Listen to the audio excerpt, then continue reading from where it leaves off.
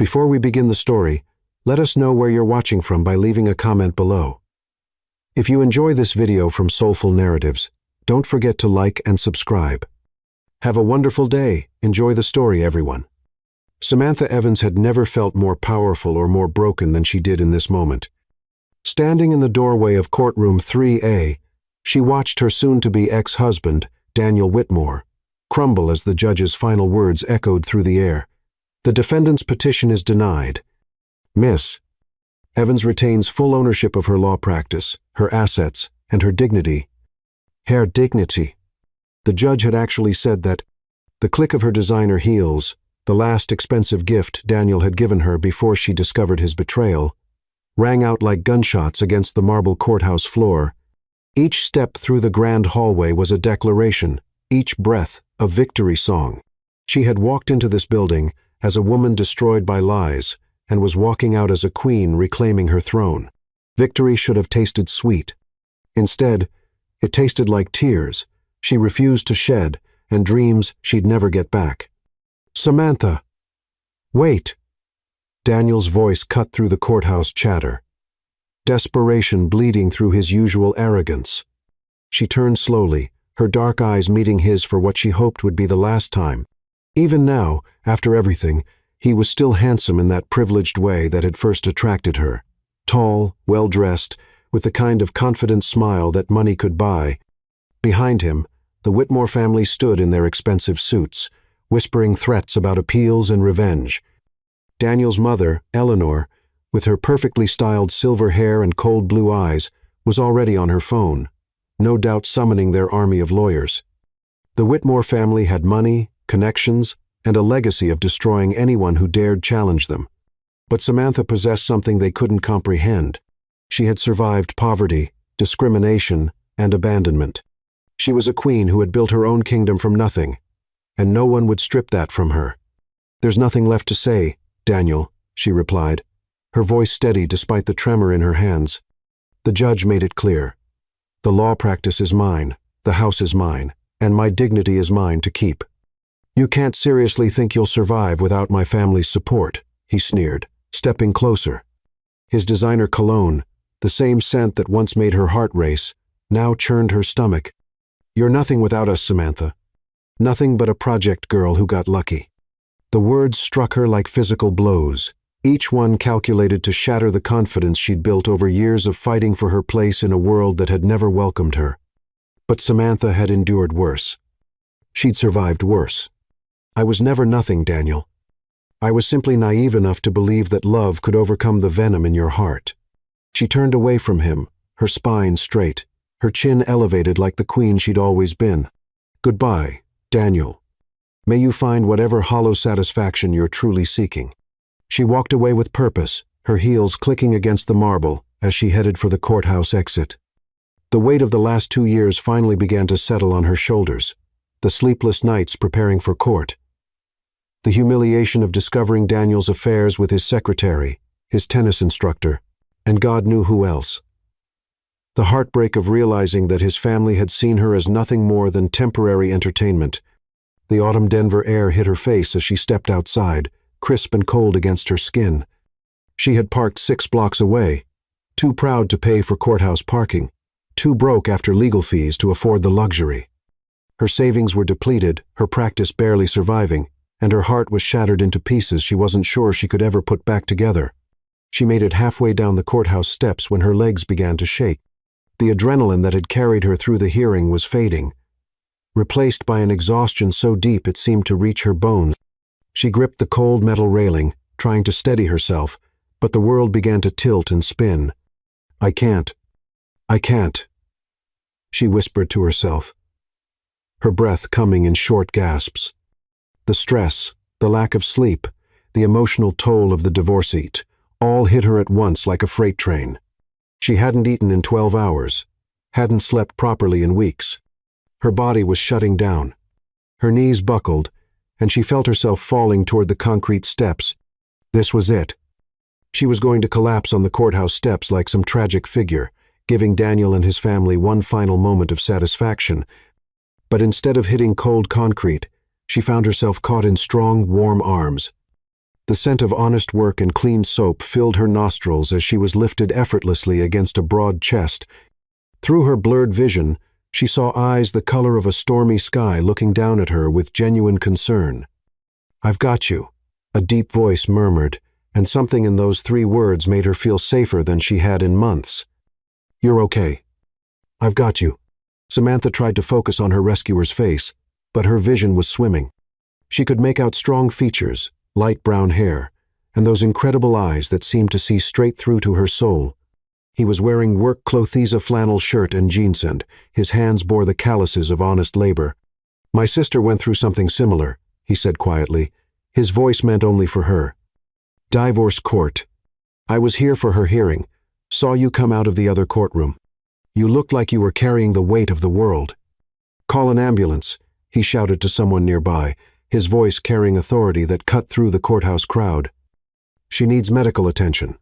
"No," Samantha tried to protest, her voice barely a whisper. "I'm fine."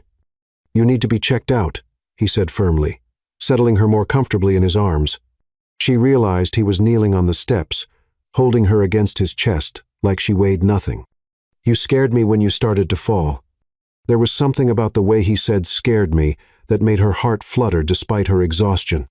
This stranger was looking at her like she mattered, like her well-being was important to him. When was the last time someone had looked at her that way? The sound of sirens filled the air, and Samantha realized a crowd had gathered, faces staring down at her. She saw Daniel pushing through, his expression shifting from anger to confusion to something that might have been concern. "Samantha, what happened?" Daniel demanded, but her rescuer's arms tightened around her protectively. "Step back," the stranger said, his voice taking on a dangerous edge that made Samantha's pulse quicken. "Give her space to breathe." When the paramedics arrived, Samantha expected her rescuer to hand her over and disappear into the crowd. Instead, he stood up with her still in his arms, his jaw set with determination. "I'm riding with her," he announced to the paramedics, his tone brooking no argument. "Are you family?" one of the EMTs asked, already preparing the gurney. Samantha felt her rescuer's arms tighten around her, his chest rising and falling with a deep breath. In that moment, with her world spinning and her heart breaking, she looked up into those stormy eyes and saw something that took her breath away. A man who cared about her well-being more than Daniel ever had. "She's my wife," he said, his voice carrying such conviction that even Samantha almost believed it. The words hit the crowd like a thunderbolt. Daniel's face went white, his mother gasped audibly, and Samantha felt her heart skip a beat. This stranger, this beautiful, gentle stranger, was claiming her as his own. "Your wife?" Daniel sputtered, his voice cracking with disbelief. Her rescuer looked directly at Daniel, his eyes blazing with protective fury. "That's right, my wife. And if you don't step back and let the paramedics do their job, we're going to have a problem." As Samantha was loaded onto the gurney, she caught Daniel's expression. Shock, confusion, and something that looked almost like regret. For the first time since she'd known him, Daniel looked like a man who was realizing he'd lost something precious. The last thing she saw before the ambulance doors closed was her mysterious rescuer climbing in beside her, his hand gently taking hers, his eyes never leaving her face. In that moment, as the sirens began to wail and they pulled away from the courthouse, Samantha felt something she hadn't felt in years. She felt like a queen being rescued by her king. And somewhere in the crowd behind them, Daniel watched the ambulance disappear, finally understanding that he had lost the most incredible woman he'd ever known to a man who had claimed her as his own in less than 5 minutes. The queen had fallen, but she hadn't fallen alone. Chapter 2. The Protector's Heart. Samantha woke to the sound of rain against hospital windows and the gentle murmur of a voice she didn't recognize, but somehow trusted completely. "And I told them that the carburetor was shot, but they insisted on trying to fix it themselves. 3 hours later, they're calling me back, begging me to come rescue them." She kept her eyes closed, listening to the warm laughter in that voice, the same voice that had promised her safety when her world was falling apart, the same voice that had claimed her as his wife. "You're awake," he said softly, and she could hear the smile in his words. "I can tell by the way your breathing changed. Samantha opened her eyes slowly, preparing herself for the harsh fluorescent lights of the hospital room. Instead, she found herself looking into those same stormy blue eyes that had caught her when she fell. He was sitting in an uncomfortable plastic chair beside her bed, his large frame somehow folded into the small space, his attention completely focused on her. "Hi," she whispered, her voice hoarse from exhaustion. "Hi yourself," he replied, and the gentleness in his tone made her heart flutter. "How are you feeling?" "Like I was hit by a truck," she admitted, trying to sit up.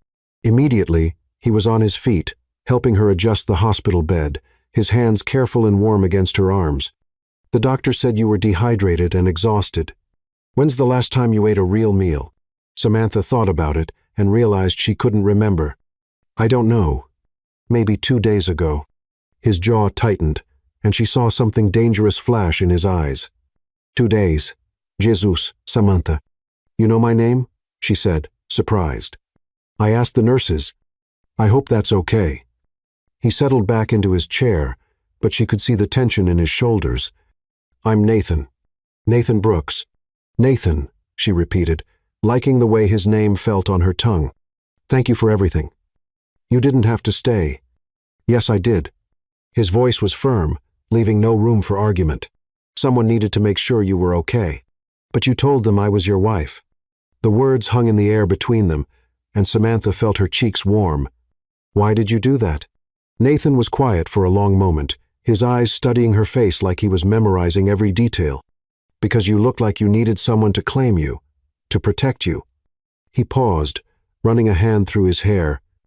"And because that bastard ex-husband of yours was looking at you like you were something he could throw away." The fierce protectiveness in his voice made her breath catch. "You don't even know me." "I know enough."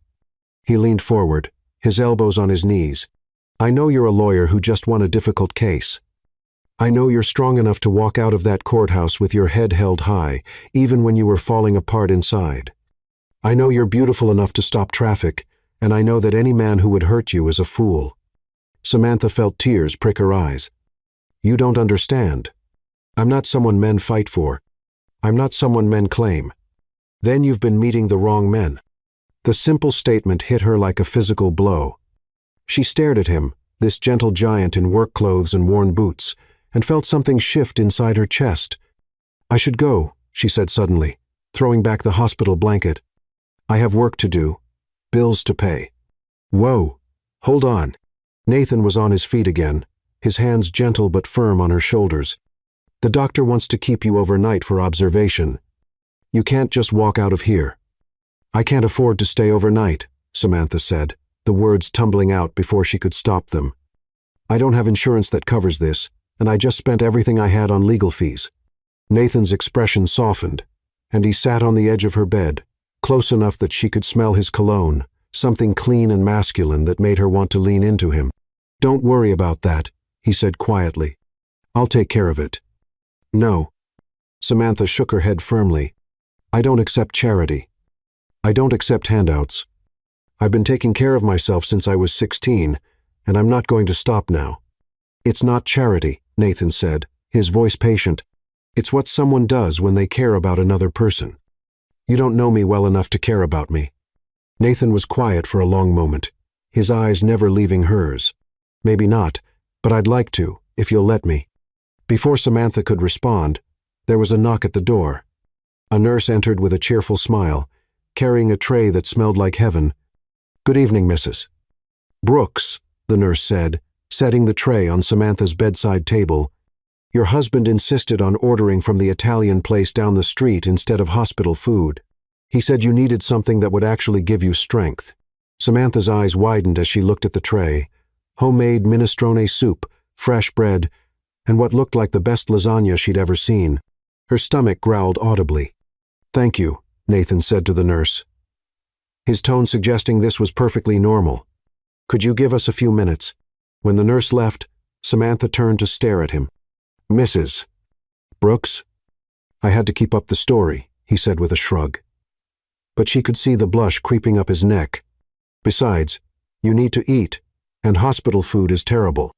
"You can't just take care of me like this," Samantha protested, even as she reached for the soup. The first spoonful was warm and perfect, and she had to suppress a moan of pleasure. Why not? Because I don't know you. Because you're a stranger. Because... She paused, searching for the real reason. Because people don't just do this. Not for me. Nathan's expression grew serious. Samantha, can I ask you something? She nodded, still eating the soup like she hadn't seen food in days. What happened to you? Who hurt you so badly that you can't believe someone would want to take care of you? The question hit her like a physical blow, and she set down her spoon with trembling hands. I can't. You don't have to tell me, Nathan said quickly. But I want you to know that whatever happened, it doesn't define you. You're worth caring for. You're worth protecting. Samantha felt tears spill down her cheeks before she could stop them. You don't understand. I've never been enough. Not for my father who left when I was born. Not for my mother's boyfriends who saw me as an inconvenience. Not for Daniel who... She stopped, unable to finish. Who what? Nathan's voice was dangerously quiet. Who said I was practice? That I was good enough for now, but not good enough to keep. Not good enough to be seen with in public. Not good enough to take home to his family. The words poured out of her like blood from a wound. He said I was entertaining, but I wasn't wife material. Not for a man like him. Nathan stood up so fast his chair scraped against the floor. Samantha could see his hands clenched into fists, his jaw tight with rage. That son of a bitch, he said, his voice low and dangerous. I should have hit him when I had the chance. Nathan, no. Listen to me. He turned back to her, his eyes blazing with an intensity that took her breath away. Everything he said was a lie. You are magnificent, Samantha. You are brilliant and strong and beautiful, and any man who can't see that is blind. You don't know me, she whispered. I know enough. He sat back down, reaching for her hands. I know you're a fighter. I know you're someone who stands up for what's right. I know you're someone who deserves to be loved completely, honestly, and forever. Samantha stared at him, this man who had appeared out of nowhere and was speaking to her like she was precious. Who are you, Nathan Brooks? I'm just a guy who works with his hands and believes in treating people right, he said, squeezing her fingers gently. I'm a guy who thinks you're the most incredible woman he's ever met, and who would like very much to prove to you that good men still exist. I don't date, Samantha said quickly. I can't. I'm not asking you to date me, Nathan said with a gentle smile. I'm asking you to let me be your friend. To let me bring you soup when you're sick and make sure you eat real food. To let me be someone you can count on. Samantha looked into his eyes and saw something she hadn't seen in years. Genuine care with no agenda. No expectation of return. This man was offering her friendship with no strings attached, and it terrified her. I don't know how to do this, she admitted. Neither do I, Nathan said with a laugh. But maybe we can figure it out together. Outside, the rain continued to fall, but inside the hospital room, something warm, fragile, and precious was beginning to bloom. Samantha didn't know what to call it yet, but for the first time in months, she wasn't facing the future alone. And Nathan Brooks, billionaire CEO pretending to be a simple working man, looked at the woman in the hospital bed and knew his life had just changed forever. Chapter 3. Love's First Whisper. 3 days after her collapse, Samantha was beginning to believe in miracles. She stood in front of the bathroom mirror in her small apartment, staring at her reflection and hardly recognizing the woman looking back at her. For the first time in months, her dark eyes held a spark of something that looked suspiciously like hope. Her phone buzzed on the counter, and she smiled before even looking at the screen. She already knew who it was. Nathan. Good morning, beautiful. Did you eat breakfast? Samantha. Good morning to you, too. And yes, I had the eggs and toast you brought yesterday. Nathan. Good. I was thinking about lunch. There's this little soul food place on Colfax that makes the best cornbread in Denver. Want to try it? Samantha's fingers hovered over the phone. In the 3 days since the hospital, Nathan had texted her every morning and evening, brought her groceries, and somehow managed to make her laugh even when she was drowning in work. He was keeping his promise to be her friend. But the way he looked at her made her heart race in ways she hadn't felt in years. Samantha, I'd like that, but I'm paying for my own meal. Nathan, we'll see about that. Samantha. Nathan, I'm serious. I don't want you spending money on me. Nathan, it's just lunch, Samantha. Friends buy each other lunch. She stared at the message, her heart doing that fluttery thing it did whenever he called her his friend. The word should have been safe, comfortable. Instead, it felt like a beautiful lie they were both telling themselves. Samantha, okay, but somewhere cheap. Nathan, trust me, I know just the place. An hour later, Samantha stood outside Mama Clara's soul food kitchen, watching Nathan walk up the street toward her. He was wearing jeans that had seen better days and a simple button-down shirt that looked like it had come from a thrift store. His hair was slightly damp, like he'd rushed to shower after work, and he carried himself with the easy confidence of a man who worked with his hands. "You look beautiful," he said when he reached her, and the way he said it made her believe it might be true. "You look like you came straight from a job site," she replied, trying to keep her tone light.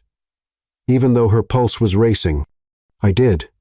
He held up his hands, showing her the calluses on his palms. "Sorry if I smell like sawdust and paint." "You smell like honest work," Samantha said, and meant it. "I like it."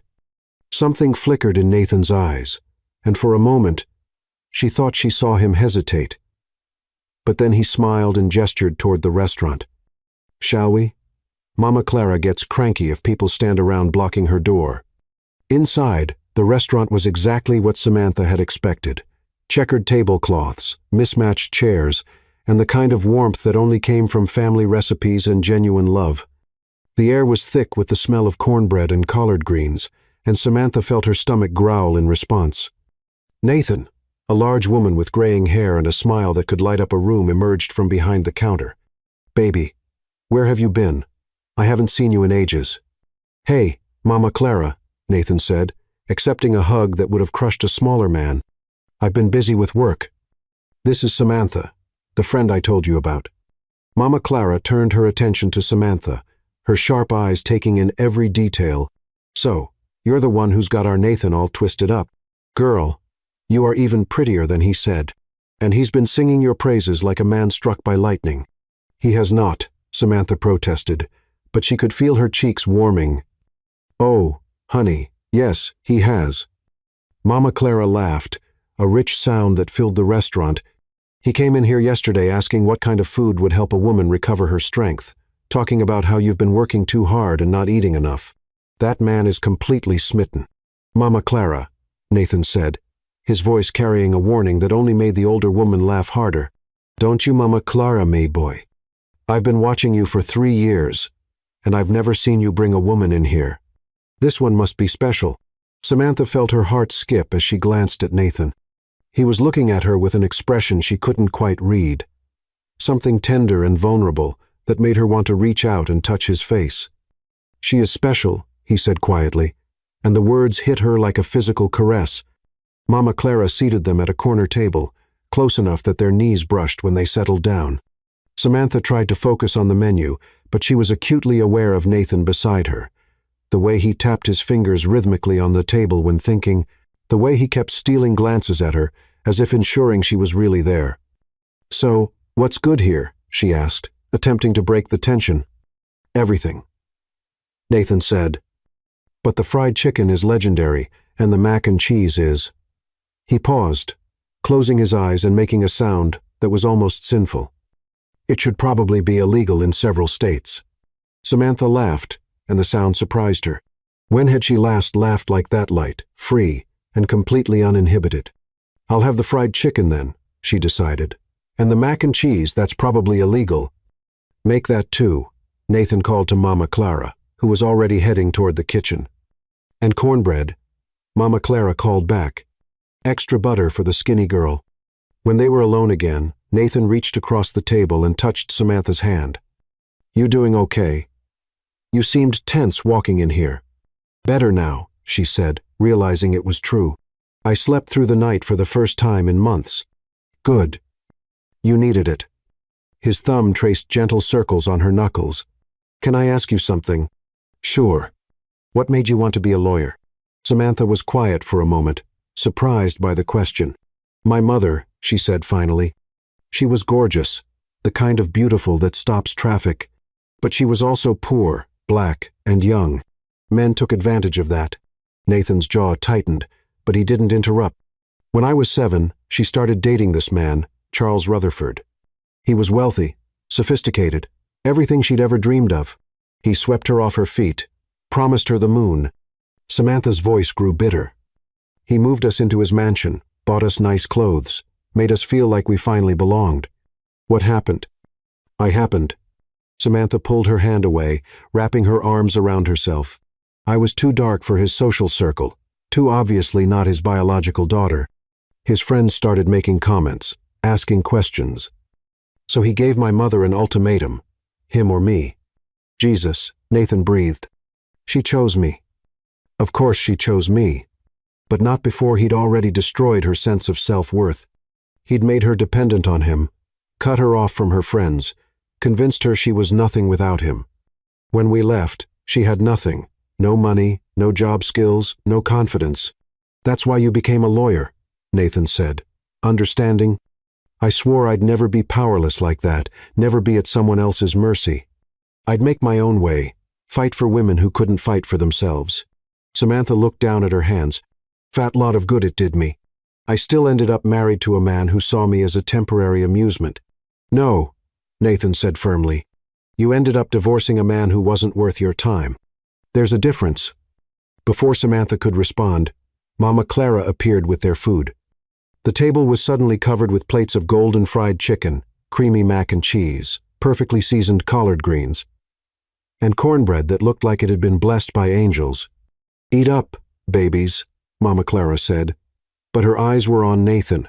And Nathan, you make sure this girl gets plenty. She's too skinny. Yes, ma'am, Nathan said solemnly. As they ate, the conversation flowed easily. Nathan told her about his work, carefully vague stories about construction jobs and difficult clients. Samantha found herself relaxing, laughing at his stories, enjoying the simple pleasure of sharing a meal with someone who actually listened when she talked.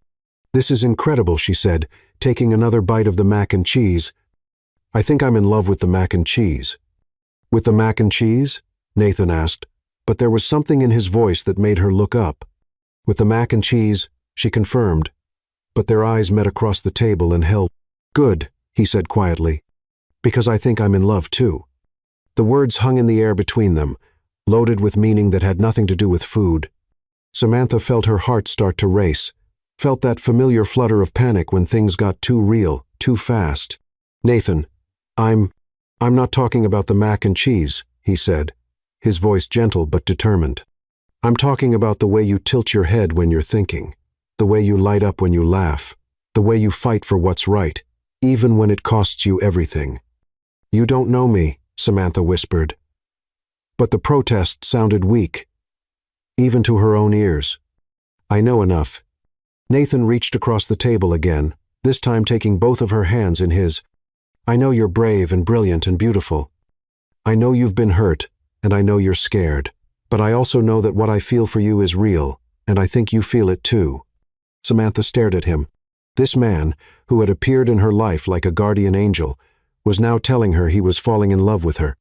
The rational part of her brain screamed warning it was too soon, too fast, too dangerous. But her heart was singing a different song entirely. I do feel it, she admitted, her voice barely above a whisper. And it terrifies me. Why? Because I don't trust myself. Because I thought I loved Daniel, and look how that turned out. Because I'm afraid that if I let myself care about you, you'll realize I'm not worth it and leave. Nathan stood up suddenly, his chair scraping against the floor. For a moment, Samantha thought he was walking away, proving her fears right. Instead, he came around the table and knelt beside her chair, taking her face in his hands. Samantha Evans, he said, his voice rough with emotion. You are worth everything. You are worth fighting for, worth protecting, worth loving with everything I have. And I am not going anywhere. Promise me, she whispered, tears threatening to spill. I promise. He leaned forward, his forehead touching hers. Can I kiss you? Samantha nodded, not trusting her voice. Nathan's lips touched hers gently, tentatively, like he was afraid she might break.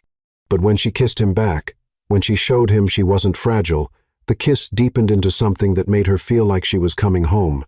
They were interrupted by applause from the other diners, and Samantha pulled back, laughing and blushing. Nathan grinned, unashamed and unrepentant. That was... She started. Perfect, he finished. I was going to say public. That, too. He stood up, offering her his hand. Come on, let's get out of here before Mama Clara starts planning our wedding. As they walked out of the restaurant, Samantha felt lighter than she had in years. The autumn air was crisp and clean, and Nathan's hand was warm in hers. They walked slowly, neither wanting the afternoon to end. Your friends seem great, Nathan said, his arm around her waist. I was worried they wouldn't approve of me. Why wouldn't they approve? Samantha asked, genuinely confused. Because I'm not a lawyer or doctor or some other professional. Because I work with my hands instead of my brain. Samantha stopped walking and turned to face him. Nathan, you are the smartest, kindest, most wonderful man I've ever met. Anyone who can't see that is an idiot. I love you, he said, cupping her face in his hands. I love your passion, your intelligence, your strength. I love the way you fight for people who can't fight for themselves. You make me feel like I can conquer the world, Samantha said, standing on her tiptoes to kiss him. Like I can do anything as long as you're beside me. You can, Nathan said against her lips. You proved that today. The kiss deepened, and Samantha felt that familiar fire ignite in her belly. After 2 weeks of stolen kisses and heated glances, she was ready for more. Take me home, she whispered against his lips. Your place or mine? Nathan asked, his voice rough with desire. Yours, Samantha said. I want to see where you live. 20 minutes later, Nathan was opening the door to a modest apartment in a working-class neighborhood. Samantha looked around, taking in the simple furniture, the worn but clean carpet, the small kitchen with older appliances. It's perfect, she said, and meant it. It feels like you. Honest and a little rough around the edges? Nathan asked. Warm and real and wonderful, Samantha corrected, wrapping her arms around his neck. Their lovemaking was slow and tender, full of whispered endearments and gentle touches. Nathan worshipped her body like she was something precious, something sacred. He made her feel beautiful, desired, cherished in ways she'd never experienced. Afterward, they lay entwined in his bed, Samantha's head on his chest, listening to his heartbeat. I've never felt like this before, she said softly, like I'm exactly where I'm supposed to be. You are, Nathan said, his fingers tracing patterns on her shoulder. You're exactly where you're supposed to be. Promise me something, Samantha said, tilting her head to look at him. Anything. Promise me, we'll always be honest with each other. Promise me we'll always talk about things, even when it's hard. Nathan's body tensed slightly. I promise, he said, his voice thick with emotion. I promise I'll always be honest with you. Good, Samantha said, settling back against his chest. Because I can't survive another relationship built on lies. As Samantha drifted off to sleep, Nathan stared at the ceiling and felt his heart break. He wanted nothing more than to keep the promise he'd just made, but he was already living a lie so enormous it could destroy everything. He loved her more than life itself, and that love was going to cost him everything. Tonight, he would hold her and pretend that love was enough to overcome any obstacle. Tomorrow, he would find a way to tell her the truth without losing her forever. Chapter 4. Building Dreams Together. Samantha had never believed in fairy tales until Nathan showed up at her door with a borrowed truck and a toolbox that looked like it had survived several construction sites. You don't have to do this, she said, watching him survey her new apartment with the critical eye of a man who understood structure. I can hire someone. With what money? Nathan asked, setting his toolbox down. You just spent everything on legal fees. I'll figure it out. I always do. Nathan turned to face her, and the look in his eyes made her breath catch. Samantha, I'm here because I want to be. Because helping you brings me joy. Can you allow me that? The truth was, she couldn't afford to hire anyone. Her savings were gone, her practice barely surviving, and this apartment was all she could afford. It was small, needed work, but it was hers. Okay, she said finally, but I'm helping. Nathan grinned. I was hoping you'd say that. I brought you work clothes. He handed her a thrift store package. Inside were paint-stained jeans, a soft t-shirt, and worn work boots. "You bought me clothes?" she asked, touched. "I figured you needed something that wasn't connected to before." Nathan's voice was gentle. "Something completely yours." This man understood what she hadn't even realized, that she needed to build something new, something untainted by her past. "Thank you," she whispered. 20 minutes later, Samantha emerged from her bedroom wearing the clothes. They fit perfectly, and she felt like a woman ready to build something beautiful. Nathan had already moved her furniture and laid out plastic sheeting. He changed into worn jeans and a flannel shirt that stretched across his shoulders in a way that made her pulse quicken. "Painting first," he said, opening paint cans. "I picked colors I thought you'd like." The samples were perfect. Soft sage green, warm cream, cheerful yellow, exactly what she would have chosen if she'd had the luxury of choice. "How did you know?" she asked. "I pay attention." He handed her a brush. "You like things that feel like home, not a showroom." They worked in comfortable silence, the rhythm soothing. Samantha found herself stealing glances at Nathan, admiring how he moved with quiet efficiency, humming under his breath. "What kind of construction do you do?" she asked. Nathan paused. "Different projects, residential mostly. I work for a small company. We handle whatever pays the bills." "Is that what you always wanted?" "No," he said after a moment. "I wanted to build things, design things that would last." "You still could." "You're smart, Nathan." "School costs money," he said, something sad in his voice. "There are scholarships." "You could." "My dad got sick when I was 18. Cancer. I chose taking care of him over college." Nathan's voice was controlled. He was a good man who deserved better than dying alone. Samantha's heart ached for him. "I'm sorry. It taught me what matters." He looked at her intently. "That money doesn't make people good or bad. It just makes them more of what they already are." She thought about all the wealthy men who had used their power to hurt people. Not everyone sees it that way, but you do. Nathan moved closer, close enough that she could smell paint and honest work on him. "That's one of the things I love about you." The word love hung between them. Looking into his eyes, she could see he meant it. "I know it's crazy," he said, setting down his brush and taking her face in his hands. "But I've never felt like this about anyone. You make me want to be better." "You're already amazing," she whispered. "Kiss me," he said, and it wasn't a request. Samantha didn't hesitate. She kissed him, tasting paint and possibility. His arms came around her, pulling her close, and the kiss deepened into something that made her knees weak. When they broke apart, both were breathing hard. "We should get back to painting," he said. Voice rough with desire. "Probably," she agreed, but neither moved. "I'm not going anywhere," Nathan said seriously. "Whatever this becomes, I'm completely committed." "Even though I'm damaged?" she asked. "You're not damaged. You're healing, and I want to be part of that healing." Tears pricked her eyes. "I don't know how to let someone take care of me. We'll figure it out together." He kissed her forehead, one day at a time. They worked for hours, painting and talking. Nathan shared carefully edited stories about work, while Samantha talked about law school and her dreams before Daniel tried to destroy them. By evening, the living room was transformed. The sage-green walls felt warm and welcoming. The cream trim elegant. It looked like home. "It's beautiful," Samantha said in wonder. "We make a good team," Nathan said, wrapping his arms around her from behind. "I can see us doing this for years." "Years?" She turned in his arms. "Decades, if you'll have me." "This isn't casual for me, Samantha. Not for me either. It's terrifying and wonderful. The best things usually are." They ordered pizza and ate sitting on the floor. Samantha shared her biggest dream, opening a legal clinic for women who couldn't afford lawyers. "That's beautiful," Nathan said, genuine admiration in his voice. "What's stopping you?" "Money, time, the fact that I can barely keep my practice afloat. Those are just obstacles, not insurmountable ones. Easy to say when you don't have a dream that costs more than you could make in a lifetime."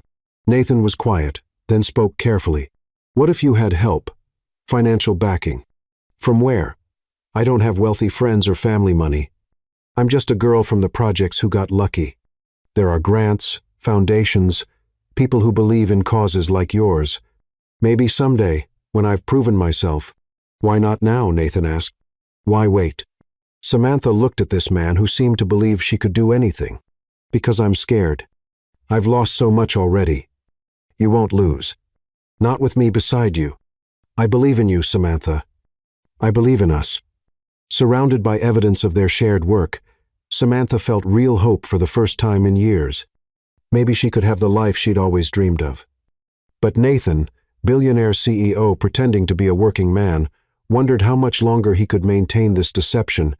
How long before she discovered he already had the power to make all her dreams come true? How long before she realized the man she was falling in love with was living a lie? Chapter 5.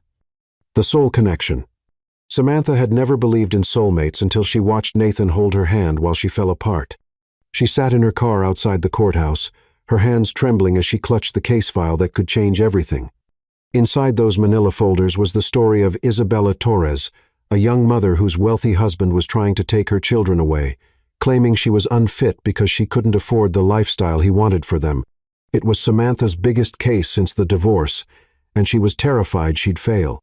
You can do this, she whispered to herself, but her voice sounded hollow in the empty car. You have to do this. Her phone buzzed with a text from Nathan. Nathan, how are you feeling about today, Samantha? Samantha, terrified. This case, it's everything I've been working toward. But what if I'm not good enough? What if I let her down? Nathan, you won't? You're the most brilliant lawyer I know. Samantha, I'm the only lawyer you know. Nathan, that doesn't make it less true. You've got this. Beautiful. I believe in you. Samantha felt some of the tension leave her shoulders.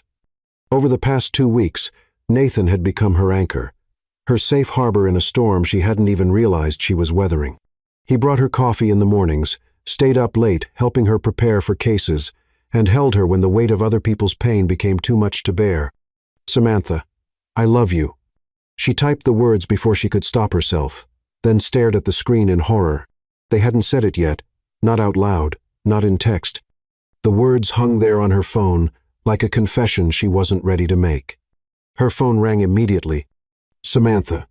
Nathan's voice was warm and rich, full of something that made her heart race. Do you mean that? She closed her eyes, taking a shaky breath. Yes, I mean it. I love you, Nathan. I know it's crazy. I know it's too soon, but I love you. Thank God, he said. And she could hear the relief in his voice. Because I love you too. I've been dying to say it, but I didn't want to scare you. You don't scare me, Samantha said. You make me feel brave. Good, because you need to be brave today. You need to walk into that courthouse and show everyone what I already know, that you're magnificent. Samantha felt tears prick her eyes. I wish you could be there with me. I'll be there, Nathan said immediately. I'll take the day off work. I'll be in the gallery, and every time you feel scared, you just look at me and remember that I love you. You can't take the day off, Samantha protested. You'll lose money you can't afford to lose. Samantha. Nathan's voice was firm. There is nothing more important to me than being there for you. Nothing.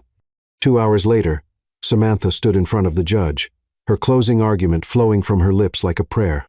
She talked about Isabella Torres, a woman who had given up her career to raise her children, who had been emotionally abused by a man who used his wealth as a weapon, who deserved the chance to rebuild her life with her children by her side. Your Honor, Samantha said, her voice growing stronger with each word. This case isn't about money. It's about what kind of society we want to be. Do we want to be a society that says children belong with the parent who can buy them the most expensive toys? Or do we want to be a society that says children belong with the parent who loves the most? She caught Nathan's eye in the gallery, and the pride and love she saw there gave her the strength to continue. Isabella Torres may not have millions of dollars, but she has something far more valuable. She has a mother's love. She has the courage to fight for her children, even when the odds are stacked against her. She has the strength to rebuild her life from nothing, to create a home filled with love instead of fear. When the judge ruled in Isabella's favor, Samantha felt her knees nearly buckle with relief. She turned to find Nathan pushing through the crowd, his face radiant with joy and pride. "You did it," he said, sweeping her into his arms. "You were incredible."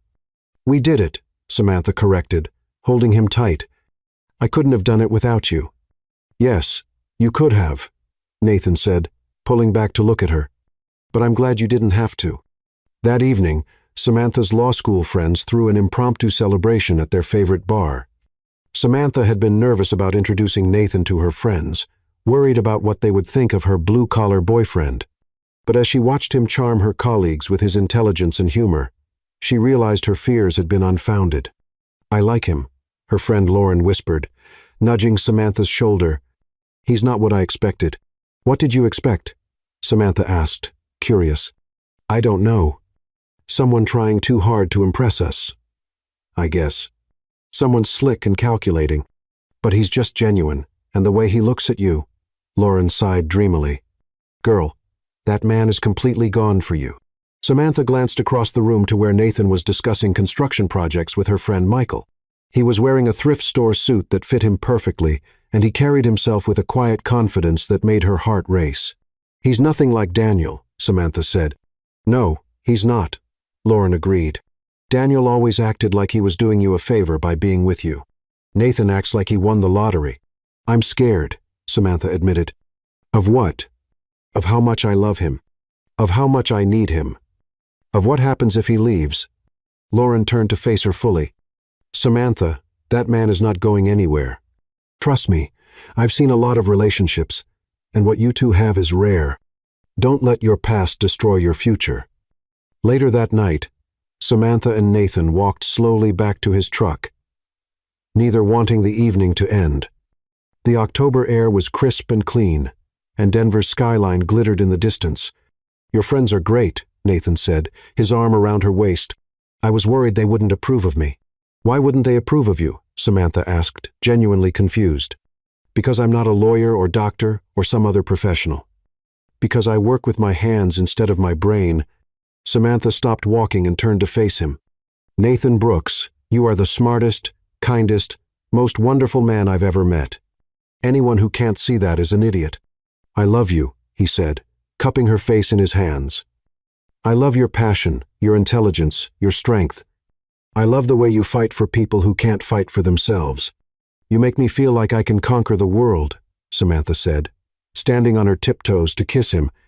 "Like I can do anything as long as you're beside me." "You can," Nathan said against her lips. "You already proved that today." The kiss deepened, and Samantha felt that familiar fire ignite in her belly. After 2 weeks of stolen kisses and heated glances, she was ready for more. She was ready for everything. "Take me home," she whispered against his lips. "Your place or mine?" Nathan asked, his voice rough with desire. "Yours," Samantha said. "I want to see where you live."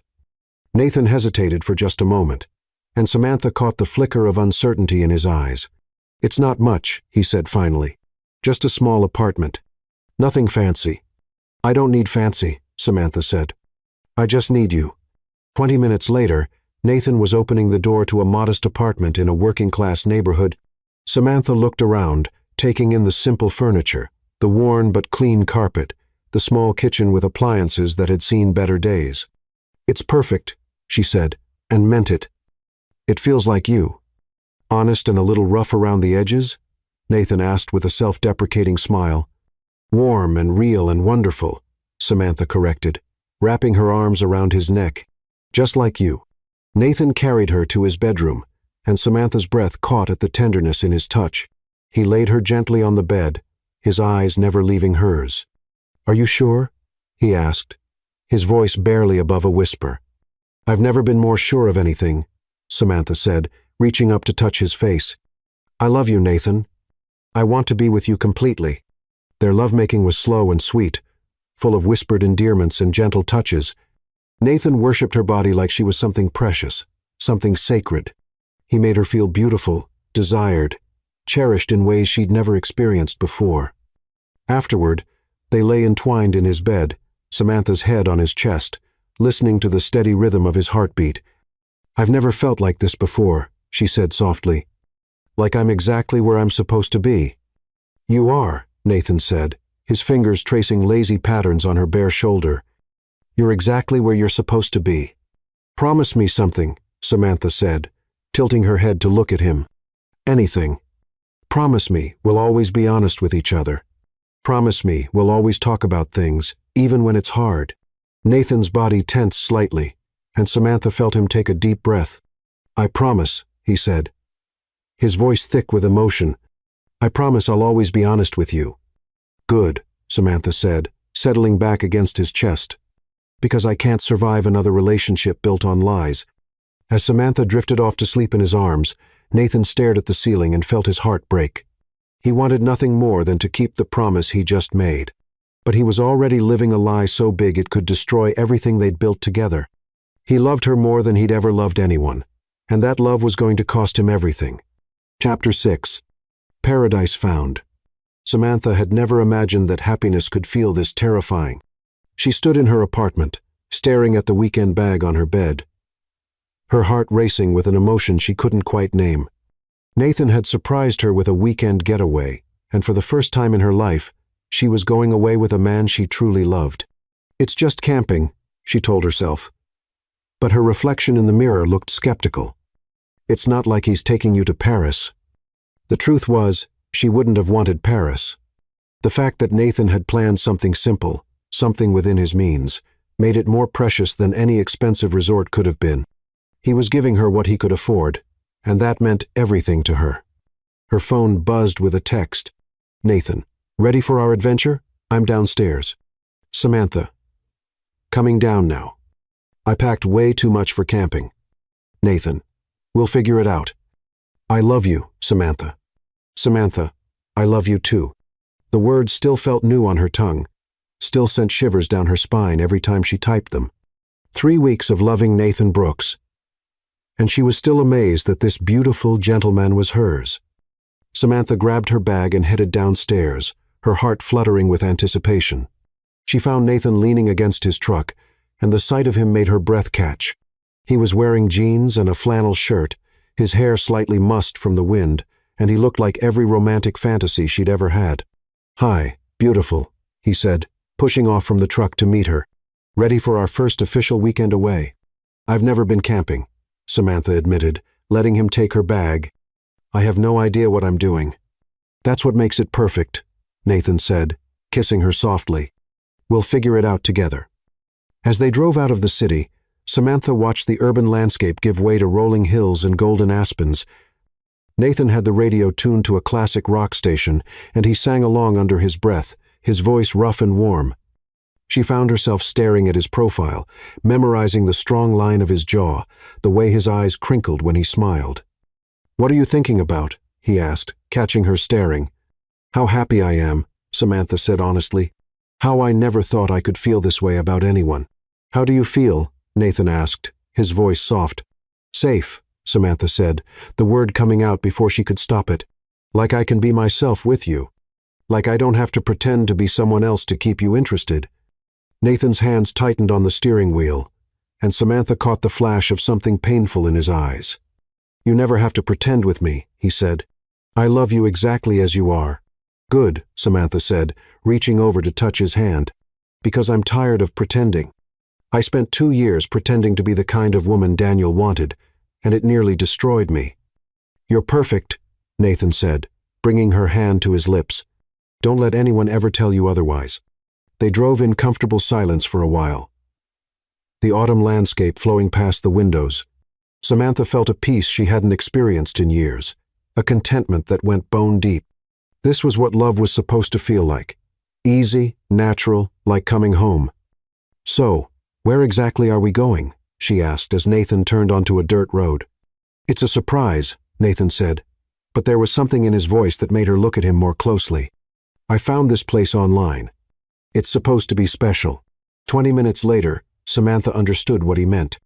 The campsite was like something out of a fairy tale, a clearing beside a crystal-clear lake, surrounded by aspen trees that glowed gold in the afternoon sunlight. There was a fire pit, a picnic table, and enough space for their tent. But they were completely alone. Nathan, Samantha breathed, climbing out of the truck. This is incredible. I hoped you'd like it, Nathan said, but she could hear the nervousness in his voice. I know it's not fancy. It's perfect, Samantha said, wrapping her arms around his neck. It's absolutely perfect. As they set up their tent, Samantha couldn't help but notice how smoothly everything went. Nathan seemed to have thought of everything: extra blankets, a cooler packed with her favorite foods, even a small camping stove for making coffee in the morning. You really planned this out, she said, impressed by his thoroughness. I wanted this to be special, Nathan said, his voice sincere. I wanted to give you something beautiful. You did, Samantha said, standing on her tiptoes to kiss him. You gave me you. That evening, they sat by the fire, Samantha nestled between Nathan's legs as they watched the flames dance against the darkening sky. The lake reflected the stars. And somewhere in the distance, an owl called out into the night. I could stay here forever, Samantha said, leaning back against Nathan's chest. So could I, Nathan said, his arms tightening around her. Just you and me and all the time in the world. Tell me about your dreams, Samantha said suddenly. Your real dreams, not the practical ones. Nathan was quiet for a long moment, his chin resting on top of her head. I dream about building something lasting, he said finally. Something that matters. I dream about having a family, kids who grow up knowing they're loved. I dream about waking up every morning next to the woman I love and knowing that she loves me back. What else? Samantha prompted, sensing there was more. I dream about changing the world, even if it's just a little bit. About using whatever talents I have to make life better for people who need help. Nathan's voice grew passionate. I dream about being the kind of man who deserves someone like you. You already are that man, Samantha said, turning in his arms to face him. You're exactly the man I've been waiting for my whole life. Am I? Nathan asked, and there was something vulnerable in his voice that made her heart ache. Yes, Samantha said firmly. You're kind and strong and honest. You work hard for what you have. You treat me like I'm precious. You make me feel like I'm worth fighting for. Nathan's eyes filled with tears, and he pulled her closer. I love you so much, it scares me sometimes, he said. I love you so much, I don't know how I lived without you. You don't have to live without me, Samantha said, her own eyes filling with tears. I'm not going anywhere, Nathan. I'm yours completely. Promise me, Nathan said, his voice urgent.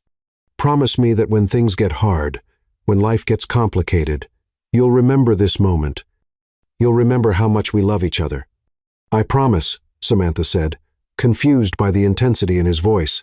But why are you talking like something's going to happen? Because I know how easy it is to lose the good things in life, Nathan said. I know how quickly everything can change. I just want to make sure you know how much you mean to me. Samantha kissed him then, pouring all her love and reassurance into the contact. Nothing's going to change. She whispered against his lips. We're going to be okay. They made love under the stars, their bodies moving together with a passion that felt sacred, eternal. Nathan worshipped her with his hands and his mouth, whispering words of love and adoration that made her feel like a goddess. When they finally came together, it was with a desperation that spoke of souls recognizing their perfect match. Afterward, they lay entwined in their sleeping bags, Samantha's head on Nathan's chest, listening to the sound of the lake lapping against the shore. I want to have your babies, Samantha said suddenly, the words tumbling out before she could stop them. Nathan's body went still beneath her. What? I want to have your babies, Samantha repeated, mortified but unable to take it back. I want to build a life with you, a family. I want to wake up every morning for the rest of my life and know that you're mine. Samantha. Nathan's voice was thick with emotion. I know it's too soon, Samantha said quickly. I know we haven't talked about it, but I love you so much, and I can't imagine my future without you in it. I can't imagine my future without you either, Nathan said, his arms tightening around her. I want all of that with you. The babies, the life, the forever. Really? Samantha lifted her head to look at him. Really, Nathan said, cupping her face in his hands. I want to give you everything, Samantha. Everything you've ever dreamed of. I don't need everything, Samantha said. I just need you. What if I could give you more, Nathan asked, his voice careful. What if I could help you start that legal clinic you talked about? What if I could help make your dreams come true? Samantha frowned. How? You're a construction worker, Nathan. You don't have that kind of money. Maybe not now, Nathan said. But someday, when I've saved enough, when I've built up my business. You want to start your own business? Samantha asked, surprised. Maybe, eventually, if I could find the right investors, the right backing. Nathan trailed off, and Samantha could see him thinking, That's a beautiful dream, Samantha said, but I don't love you for what you might have someday. I love you for who you are right now. I know, Nathan said, and his voice was heavy with something that sounded like regret. I just want to be able to give you the world. You already have, Samantha said, settling back against his chest. You've given me love, respect, partnership. You've given me a reason to believe in happy endings again. As Samantha drifted off to sleep in his arms, Nathan stared up at the star-filled sky and felt his heart breaking. Tomorrow, they would drive back to the city, back to the lies and the deception. Tomorrow, he would have to continue pretending to be someone he wasn't. But tonight, under the vast Colorado sky, with the woman he loved sleeping peacefully in his arms, Nathan allowed himself to believe that love could conquer anything, even the truth. He closed his eyes and made a silent vow. He would find a way to tell Samantha the truth without losing her. He would find a way to make this right. He had to, because the alternative life without Samantha Evans was unthinkable. And somewhere in the back of his mind, a plan began to form. A way to gradually reveal his true identity. To show her that the man she loved was real. Even if the circumstances weren't. Tomorrow, he would start telling her the truth. Tomorrow, he would begin to make this right. Tonight, he would just hold her and pretend that love was enough to overcome any obstacle, even the obstacle of his own deception. Chapter 7. The Weight of Truth. Samantha had never believed in perfect moments until she found herself dancing in Nathan's arms in the middle of her apartment, with nothing but candlelight and the sound of rain against the windows. I still can't believe you got a promotion, she said, her head resting against his chest as they swayed to the music playing from her phone. Tell me everything. Nathan's arms tightened around her, and she felt the subtle tension in his body. It's not that exciting, he said, his voice carefully casual. Just a step up in responsibility. My boss noticed my work quality and offered me a supervisor position. More money? Samantha asked, tilting her head to look at him. Some, Nathan said, and she could see the conflict in his eyes. Enough that I was thinking, maybe we could talk about moving in together. Samantha's heart skipped a beat. Moving in together. I know it's fast, Nathan said quickly. But I love you, Samantha. I love waking up next to you. I love coming home to you. I love the way you make even the simplest things feel extraordinary. I love you too, Samantha said, standing on her tiptoes to kiss him. And yes, I want to move in with you. I want to build a life with you. There's something I need to tell you, Nathan said, his voice serious. Something important. Samantha felt a chill run down her spine. What is it? Nathan led her to the couch, his hands never leaving hers. Samantha, this promotion. It comes with opportunities, possibilities I hadn't considered before. What do you mean? I mean, I might have chances now to grow, to build something bigger. Nathan's voice was careful, measured. I might be able to help you start that legal clinic sooner than we thought. Samantha frowned. Nathan, what exactly is this promotion? Are you talking about becoming a foreman or something? Something like that, Nathan said, and she could see him struggling with his words. Samantha, what if I told you that I might have more potential than I originally thought? What do you mean? Samantha's voice was sharper now, fear creeping in around the edges. I mean, what if I had access to resources I hadn't mentioned? What if I could actually help you with your dreams? Samantha pulled her hands away from his, her heart starting to race. Are you telling me you've been lying to me about money? Not lying, Nathan said quickly. Just not telling you everything. That's the same thing, Samantha said, standing up and pacing to the window. Nathan, I told you from the beginning that I can't survive another relationship built on lies. I know, Nathan said, his voice full of anguish. I know, and I'm sorry. I wanted to tell you, but I was scared of losing you. So, you thought lying was better? Samantha turned to face him, her eyes blazing. You thought deceiving me was the way to build trust. No, Nathan said, standing up and reaching for her. I thought, if you knew the truth, you'd think I was just another rich man trying to buy your affection. The truth about what? Samantha demanded. How rich are you, Nathan? Because construction workers don't get promoted to the kind of money you're talking about. Nathan opened his mouth to speak, then closed it again.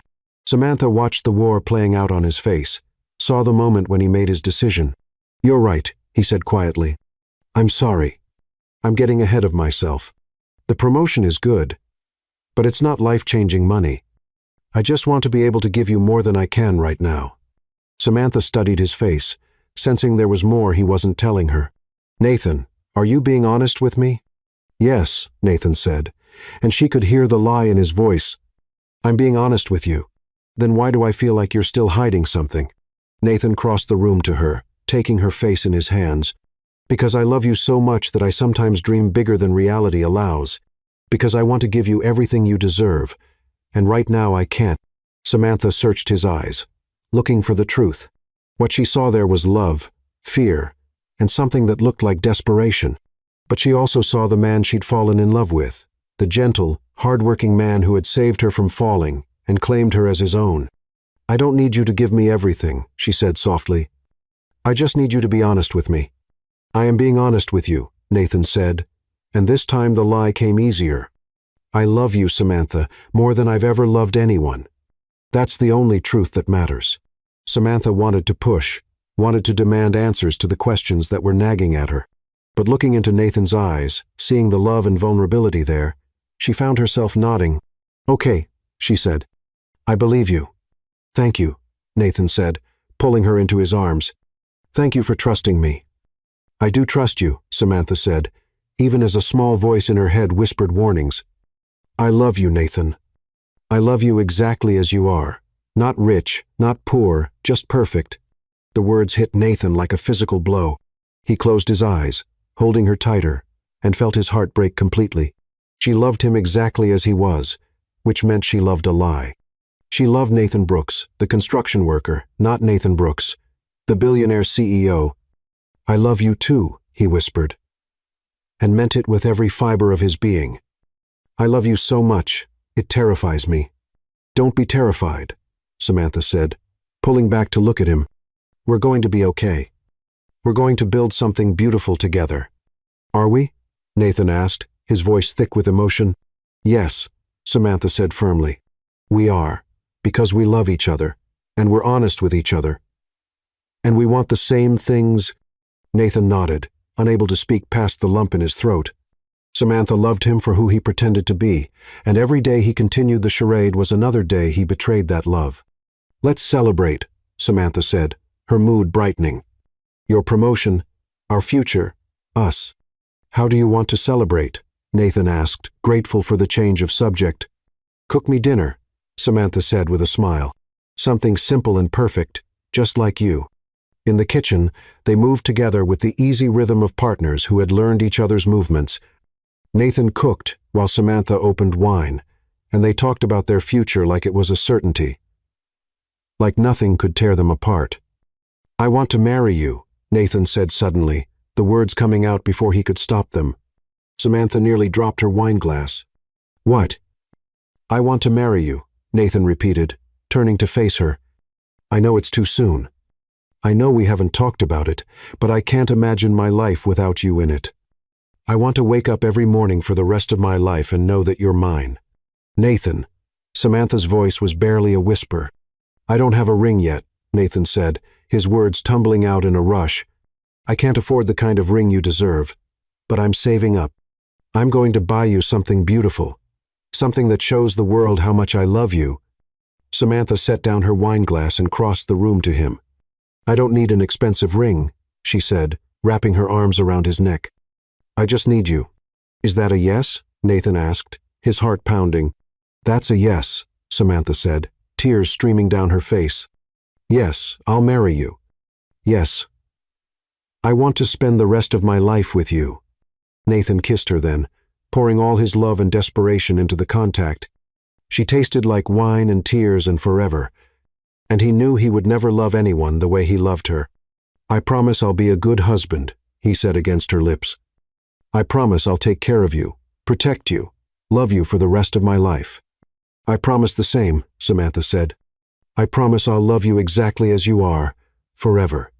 The words were like a knife to his heart. She was promising to love a lie, and he was letting her, but looking into her eyes, seeing the joy and love there, he couldn't bring himself to destroy her happiness. Not tonight. Tonight, he would let her believe in their fairy tale. Tonight, he would hold her and make love to her, and pretend that their future was built on truth instead of deception. They made love with a passion that bordered on desperate, as if they were both trying to prove something to each other. Nathan worshipped her body with his hands and his mouth, memorizing every curve, every sound she made. Samantha gave herself to him completely, holding nothing back, trusting him with her heart and her body and her future. Afterward, they lay entwined in her bed, Samantha's head on his chest, her engagement ring finger-tracing lazy patterns on his skin. "I can't wait to be your wife," she said softly. "I can't wait to build a life with you." "What kind of life do you want?" Nathan asked, his voice rough with emotion. "Simple," Samantha said. "A little house somewhere. Maybe a garden.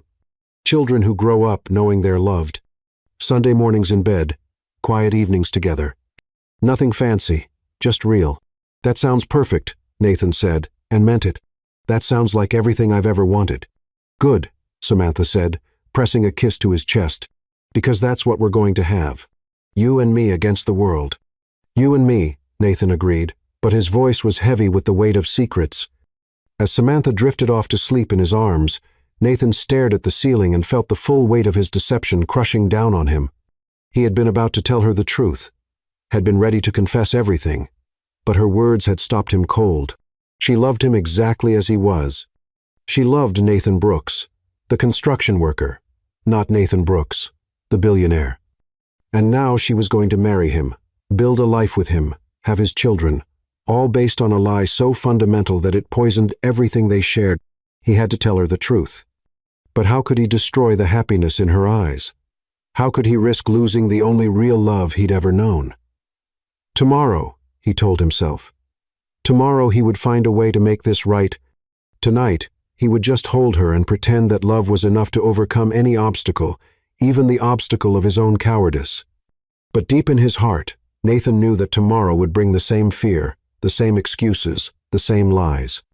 And each day he stayed silent was another day he betrayed the woman he loved, more than life itself, the woman who was going to marry a man who didn't exist. Chapter 8. The devastating truth. Samantha had never believed in perfect happiness until it was ripped away from her in the space of a single news report. She was sitting in her favorite coffee shop, reviewing case files for the morning, when she glanced up at the television mounted on the wall. The volume was low, but she could see the headlines scrolling across the bottom of the screen. Tech mogul Nathan Brooks receives humanitarian award for educational initiative. Her heart stopped. The man on the screen was wearing a perfectly tailored tuxedo, his hair styled flawlessly, his smile confident and polished. He was standing at a podium, accepting an award from the governor of Colorado, surrounded by Denver's elite. He looked like money, power, privilege, everything she had been taught to distrust. He looked exactly like Nathan. Her Nathan. But it couldn't be. Her Nathan was a construction worker who wore thrift store clothes and worried about bus fare. Her Nathan was honest and humble and real. The man on the screen was Nathan Brooks, CEO of Brooks Technologies. Worth an estimated $2.8 billion. Samantha's coffee cup slipped from her numb fingers, shattering on the floor and sending hot liquid splashing across her shoes. She stared at the screen, watching the man she loved, the man she was engaged to marry, shake hands with politicians and business leaders like he belonged in their world. Because he did belong in their world. The coffee shop around her seemed to fade away as the truth crashed over her like a devastating wave. Every moment they'd shared, every kiss, every I love you'd, had all been a lie. The camping trip that had seemed so perfect because Nathan had found the ideal campsite. The way he always seemed to have exactly what they needed, exactly when they needed it. The tools that were too high quality for a construction worker, the knowledge that went beyond manual labor. She had been so naive, so desperate to believe in love, that she had ignored every warning sign. Samantha ran from the coffee shop, her vision blurred by tears, her chest tight with the kind of pain that made it hard to breathe. She drove through the streets of Denver in a daze, running red lights and ignoring the honking horns of other drivers. She had to get to him. She had to look him in the eye and hear him try to explain away this betrayal.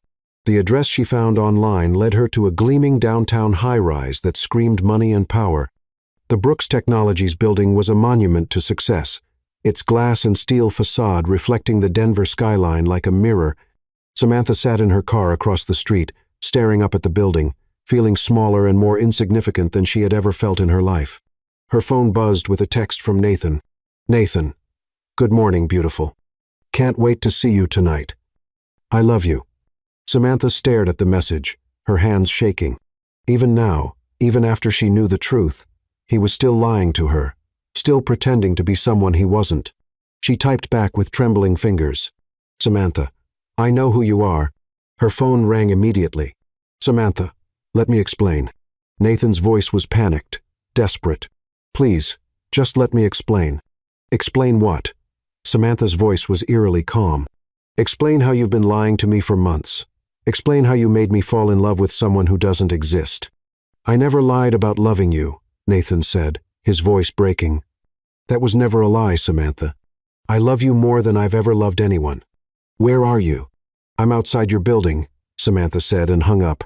15 minutes later, Samantha stood in the marble lobby of Brooks Technologies, feeling like an alien in her simple dress and modest heels. Everyone around her screamed wealth and privilege. The security guards in their expensive suits, the receptionist with her perfect makeup and designer clothes, the executives who walked past her like she was invisible. "Miss Evans," a woman in an immaculate business suit approached her. "Mr. Brooks is waiting for you in his private elevator." Samantha followed the woman across the lobby, her footsteps echoing in the vast space. The private elevator was a work of art-polished brass and rich wood, with a control panel that required a key card to operate. As they rose to the top floor, Samantha watched the city shrink below them, and she felt like she was ascending to another world entirely. The elevator opened directly into Nathan's office, and Samantha's breath caught in her throat. The space was enormous, with floor-to-ceiling windows that offered a panoramic view of the Rocky Mountains. The furniture was obviously expensive, the artwork on the walls worth more than most people made in a year. And in the center of it all stood Nathan, no longer the humble construction worker she had fallen in love with. He was wearing a charcoal gray suit that probably cost more than her monthly rent, his hair perfectly styled, his shoes polished to a mirror shine. He looked like he belonged in this world of wealth and power. He looked like a stranger. "Samantha," he said, his voice full of anguish. "Thank you for coming." "Don't," Samantha said, her voice sharp as a blade. "Don't thank me. Don't act like this is some kind of reunion. Please let me explain," Nathan said, taking a step toward her. "I can explain everything." "Can you?" Samantha's voice was deceptively calm. "Can you explain how you've been lying to me since the moment we met? Can you explain how you made me believe you were something you're not?" "I never lied about the important things," Nathan said desperately. "I never lied about loving you, about wanting to build a life with you. You lied about everything." Samantha's composure finally cracked, her voice rising to a shout. "You lied about who you are, what you do, where you live. You made me believe you were struggling financially while you're worth billions. I wanted you to love me for who I am, not what I have," Nathan said, his own voice rising. "I wanted you to love me, not my bank account." "I don't even know who you are," Samantha screamed. "The man I fell in love with doesn't exist. He's a character you created to manipulate me." "That's not true," Nathan said, his voice breaking. "The man you fell in love with is me. The real me. The money doesn't change that, doesn't it?" Samantha laughed bitterly. "You think I'm some kind of gold digger? You think I can't tell the difference between love and manipulation?" "No," Nathan said quickly. "I never thought that. I know you're not like that." "Then why?" Samantha's voice was raw with pain. "Why did you lie to me? Why did you make me believe you were someone else? Nathan ran his hands through his hair, destroying the perfect styling. Because I was scared. Because every other woman I've ever met has wanted me for my money. Because I thought if you knew the truth, you'd reject me. So, you decided to lie to me instead, Samantha said, her voice hollow. You decided to build our entire relationship on deception. I fell in love with you, Nathan said, tears streaming down his face. I fell in love with you, and I didn't know how to tell you the truth without losing you. And now you've lost me anyway, Samantha said, her voice eerily calm. Congratulations, Nathan. You've managed to destroy the only real thing in your life. Don't say that, Nathan pleaded, reaching for her. Please, Samantha, I love you. I love you so much. It's killing me. Don't touch me, Samantha said, backing away from him. Don't ever touch me again. Samantha, please, Nathan begged. I know I screwed up. I know I should have told you the truth from the beginning, but I love you, and I know you love me, too. I loved a lie, Samantha said, her voice breaking. I loved someone who doesn't exist. I exist, Nathan said desperately. I'm real, Samantha. My feelings for you are real. Are they? Samantha's voice was sharp with pain. Or is this just another game to you? Another way to entertain yourself with the poor black girl who didn't know any better? How can you say that? Nathan's voice was anguished. How can you even think that? Because you're just like him, Samantha said, her voice cold as ice. You're just like Charles Rutherford. You're just like every other wealthy man who thinks he can play with people's lives for his own amusement. I'm nothing like him, Nathan said, his voice shaking with emotion. I love you, Samantha. I want to marry you. Build a life with you. With your construction worker persona? Samantha laughed bitterly. Or with the real Nathan Brooks? Because I don't know which one proposed to me. Both, Nathan said desperately. They're both me. Samantha. The money doesn't change who I am inside. The money changes everything, Samantha said. Her voice final. The money means you had the power to destroy me, and you chose to use it. I never wanted to hurt you, Nathan said, his voice breaking. I only wanted to love you. Well, congratulations, Samantha said, pulling the engagement ring from her finger. You've succeeded in doing both. She threw the ring at his feet, and it skittered across the polished marble floor like a discarded toy. Nathan dropped to his knees, scrambling to pick it up, his perfect suit forgotten. Samantha, please, he begged, the ring clutched in his palm. Don't do this. Don't throw away what we have. We don't have anything, Samantha said, her voice hollow. We never did. It was all a lie. It wasn't a lie, Nathan said, still on his knees. My love for you was never a lie. Your love, Samantha's voice was bitter. You don't love me, Nathan. You love the idea of me. You love the fantasy of the grateful poor girl who fell for your act. That's not true, Nathan said, struggling to his feet. I love you. I love your strength, your intelligence, your passion. I love the way you fight for what's right. I love the way you make me want to be better than I am. Then why didn't you trust me with the truth? Samantha asked, her voice breaking. If you really loved me, why didn't you trust me enough to be honest? Nathan opened his mouth to answer, then closed it again. Because the truth was, he hadn't trusted her. He had been so afraid of losing her that he had never given her the chance to accept him for who he really was. I was scared, he said finally. I was scared of losing you. And now you have, Samantha said, tears streaming down her face. Now you've lost me anyway, and you've destroyed any chance we might have had. There has to be a way to fix this, Nathan said desperately. There has to be a way to make this right. There is no way to fix this, Samantha said, her voice final. You can't build a relationship on lies and expect it to last. Samantha, please. Nathan begged one last time. I love you. I love you more than I've ever loved anyone. Please don't leave me. Samantha looked at him one last time. This man who had saved her, loved her, and ultimately destroyed her. He was still beautiful, still the man whose touch had made her feel alive. But he was also a stranger, a billionaire who had been playing dress-up in her world. Goodbye, Nathan, she said quietly. I hope you find whatever it is you're really looking for. She turned and walked toward the elevator. her back straight, her head held high. Even in her pain, even in her devastation, she was still a queen. "Samantha," Nathan called after her, his voice breaking. "Samantha, please."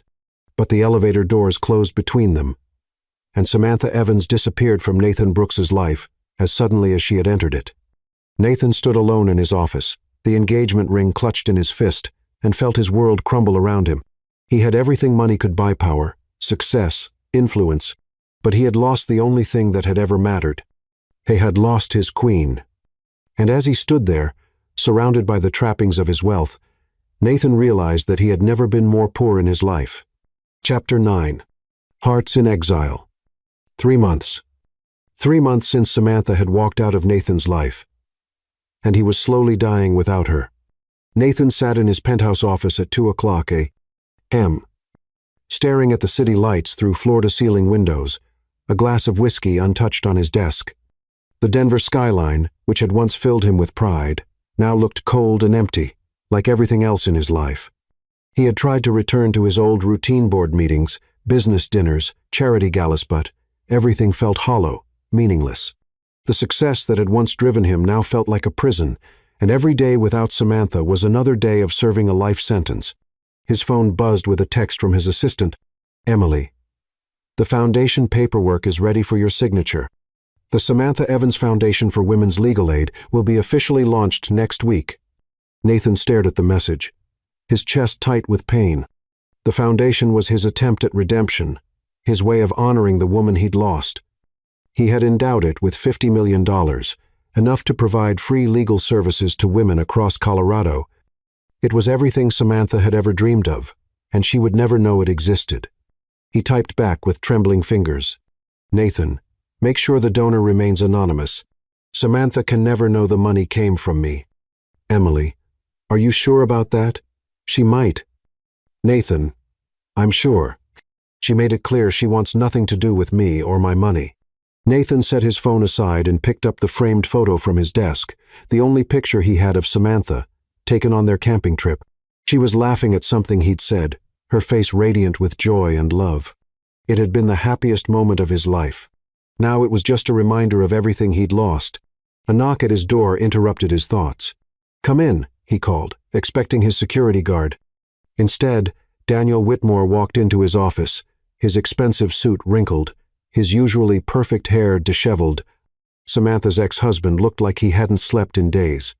"What the hell do you want?" Nathan asked, his voice dangerous. "I want to talk to you about Samantha," Daniel said, his voice slurred with alcohol. "I want to know what you did to her." Nathan stood up slowly, his hands clenched into fists. "I don't owe you any explanations." "She's destroyed," Daniel said, swaying slightly. "I saw her at the courthouse yesterday. She looks like a ghost, like someone drained all the life out of her." "Get out," Nathan said, his voice low and threatening. "What did you do to her?"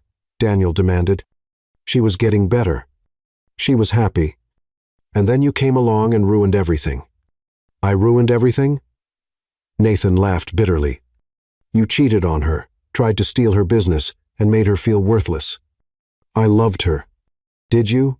Daniel's voice was sharp with pain. "Because the woman I saw yesterday doesn't look like someone who was loved. She looks like someone who was destroyed." The words hit Nathan like physical blows. "You don't know what you're talking about." "I know that I made mistakes," Daniel said, his voice breaking. "I know that I hurt her, and I know that I lost the most incredible woman I've ever known. But at least I never lied to her about who I was." "You lied to her every day," Nathan said, his voice shaking with rage. "You lied when you promised to love her, when you promised to be faithful, when you promised to build a life with her. And you lied about everything." Daniel shot back. "You made her believe you were someone else entirely. You made her fall in love with a fiction." "I made her fall in love with me," Nathan said desperately. "The real me. The money doesn't change who I am, doesn't it?" Daniel laughed bitterly. "You think I don't know what it's like to have money? You think I don't know how it changes everything? You had the power to give her everything she ever wanted, and instead you chose to lie to her." "I was protecting her," Nathan said, but the words sounded hollow, even to his own ears. "From what?" From being loved by someone who could actually give her the world. Daniel shook his head. You were protecting yourself, not her. You were too much of a coward to risk rejection. Get out, Nathan said again, his voice barely controlled. I'm going to win her back, Daniel said, his voice suddenly steady. I'm going to prove to her that I've changed, that I can be the man she deserves. She'll never take you back, Nathan said, but there was fear in his voice now. Won't she? Daniel smiled, a cold expression that didn't reach his eyes. At least I never pretended to be someone else. At least she knows exactly who I am. After Daniel left, Nathan sat back down at his desk, the man's words echoing in his mind. The truth was, he was terrified that Daniel was right, terrified that Samantha would eventually forgive her ex-husband's honest betrayal more easily than she would forgive Nathan's loving deception. Across town, Samantha stood in her apartment, staring at the walls that Nathan had painted with such care. The sage green that had once made her feel peaceful now felt like a prison, a constant reminder of the happiness she'd lost. She had tried to paint over it, to erase every trace of him from her life. But every time she picked up a brush, she remembered the way he had looked at her while they worked together, the way he had made her feel loved. Her phone rang. Daniel again. What do you want? She answered. I want to see you, he said, his voice gentler than she'd heard it in years. I want to talk. We have nothing to talk about. We have everything to talk about, Samantha. I know I hurt you. I know I made terrible mistakes. But I also know that watching you destroy yourself over another man is killing me. You don't get to care about my pain, Samantha said sharply. You lost that right when you cheated on me. I know I don't deserve your forgiveness, Daniel said quietly, but I need you to know something. I've been sober for 3 months. I've been in therapy. I've been trying to understand why I threw away the best thing that ever happened to me. Samantha was quiet, surprised by his honesty. The truth is, I was scared, Daniel continued. Scared of how much I needed you. Scared of not being worthy of you. So I sabotaged it before you could leave me. I know that's not an excuse, but it's the truth. Why are you telling me this now? Because I see you making the same mistake I did. You're so afraid of being hurt that you're pushing away the man who loves you. Nathan lied to me about everything, Samantha said. I lied to you too, Daniel said. I lied every time I said I was working late when I was with another woman. I lied when I said I loved you while I was destroying our marriage. At least he lied because he was afraid of losing you. I lied because I was afraid of keeping you. Samantha felt tears streaming down her face. I don't know how to trust anyone anymore. Then, don't trust me, Daniel said. Don't trust him. But don't give up on the possibility of love because 2 men were too scared to deserve you. After she hung up, Samantha sat in her apartment.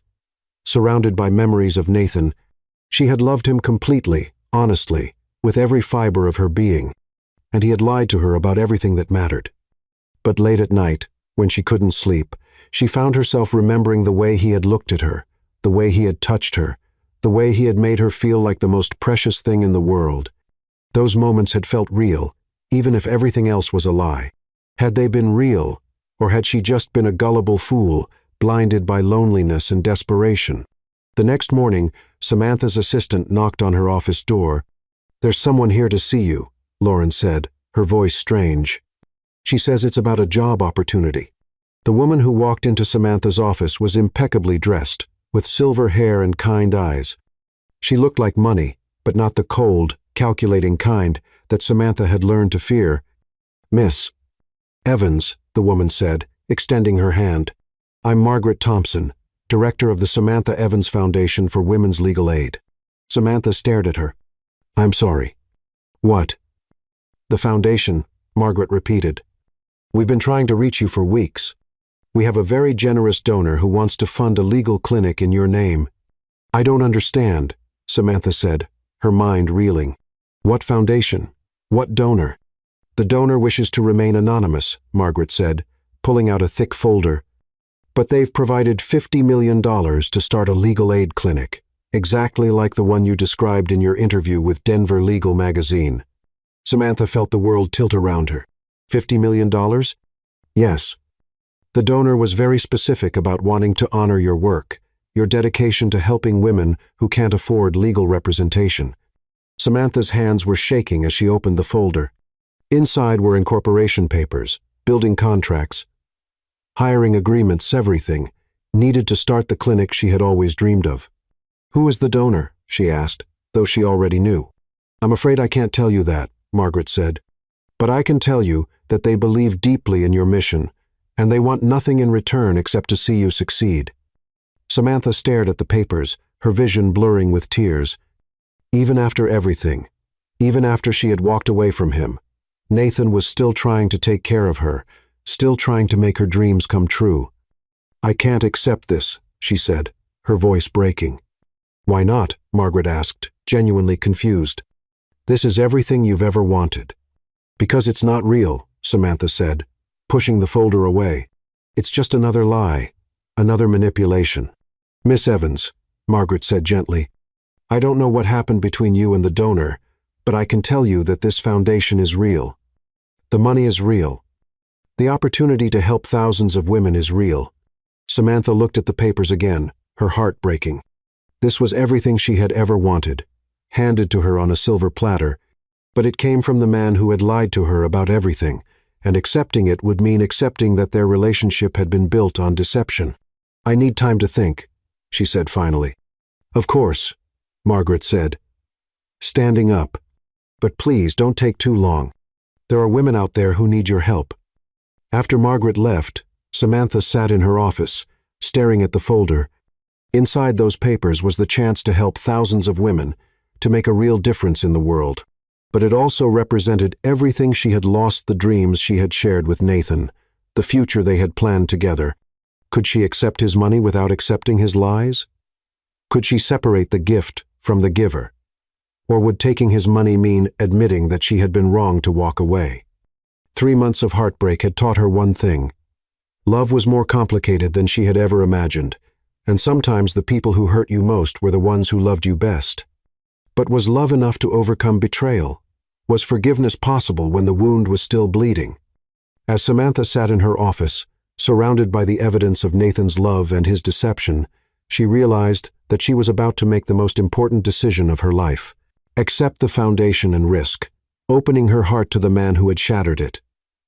Or reject it and lose the chance to fulfill her life's work. Either way, she would have to decide whether love was worth the risk of being hurt again, whether Nathan deserved a second chance, whether she deserved to be happy, even if it meant forgiving the unforgivable. The folder sat on her desk like a challenge. And Samantha Evans, the woman who had never backed down from a fight, found herself facing the biggest battle of her life, the battle for her own heart. Chapter 10. The Queen Reclaims Her Kingdom. Samantha had never believed in second chances until she spent 3 weeks watching her mother die and, in those final days, heard truths that changed everything. "I've been thinking about that young man of yours," her mother said one afternoon, her voice weak but her eyes sharp. "The one who lied to you." Samantha stiffened. "I don't want to talk about Nathan." "I know you don't, but I need to." Her mother struggled to sit up. "Because I see myself in you, baby. I see the same pride, the same fear. It's not the same thing, Mama, isn't it?" Her mother's eyes filled with tears. "I never told you the whole truth about Charles Rutherford." Samantha's heart clenched. "What truth?" "He didn't leave because you were too dark," her mother said, her voice breaking. "He left because I was too scared to forgive him." "What do you mean?" "When his friends made those awful comments about you, Charles was furious. He defended us, cut those people out of his life. But I was so hurt, so angry, that I couldn't see past my own pain. I told him that if he really loved us, he would have protected us from ever hearing those words." Samantha felt the world shift. "But he tried to make it right. He wanted to marry me, adopt you legally, make you his daughter in every way that mattered. But I was so afraid of being hurt again that I pushed him away first. Mama, for 2 years, he tried to come back. He called, he wrote, he sent money for your education. But I was too proud to answer, too scared to trust that he really meant it when he said he loved us." Her mother gripped Samantha's hand. "I threw away the love of my life because I was afraid of being vulnerable." Samantha felt tears streaming down her face. "Why are you telling me this now?" "Because I don't want you to make the same mistake I did." I don't want you to spend 30 years alone, wondering what if. Her mother's voice grew urgent. That young man of yours, he lied about money, not about love, just like I lied about why Charles left. We both let fear make us stupid. I don't know how to forgive him.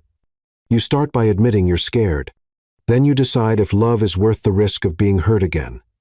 Her mother's voice was fading. What if you're wrong about him? What if he really loves you as much as you love him? Her mother died 2 days later, and Samantha sat by her bedside, holding her hand and finally understanding the weight of regret.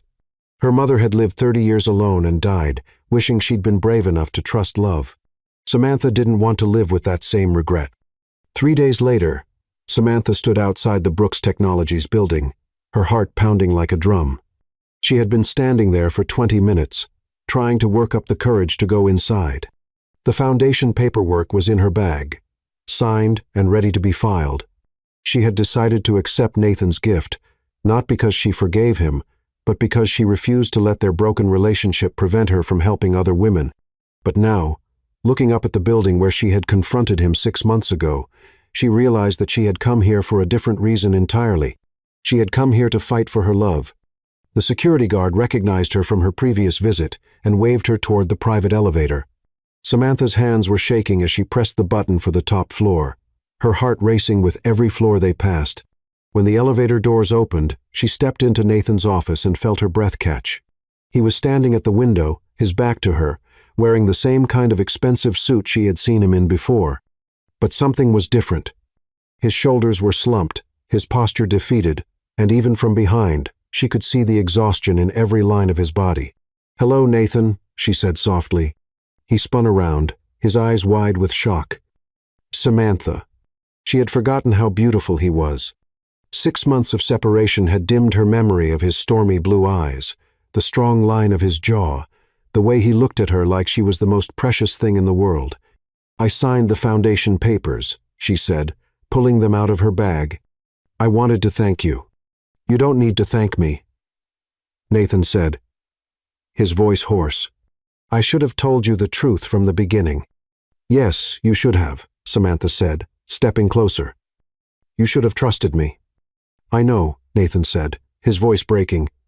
"I know I screwed up. I know I hurt you. I know I don't deserve your forgiveness." "You're right," Samantha said, and she saw him flinch.